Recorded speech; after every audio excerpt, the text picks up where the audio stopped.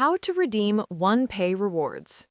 In this tutorial, I will show you step-by-step how to redeem OnePay rewards. First, open or launch the OnePay mobile application, just like you can see here.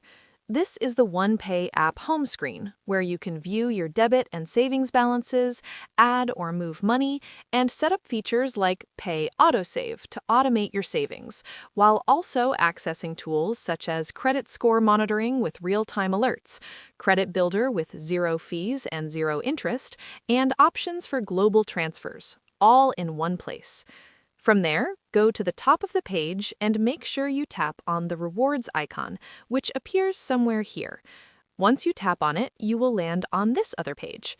This screen shows OnePay rewards, where you can see your points balance, the cash value available to redeem, your lifetime earnings, and recent reward activity, with options to redeem points, earn cash back, and invite friends to earn more rewards. To redeem your rewards, make sure you tap on the Redeem option here. Once you do that, on this screen, you're redeeming your OnePay rewards points by selecting the amount, in this case $50 for 5,000 points, choosing OnePay Debit as the destination, entering your PIN, and confirming by tapping Redeem $50 to complete the transfer.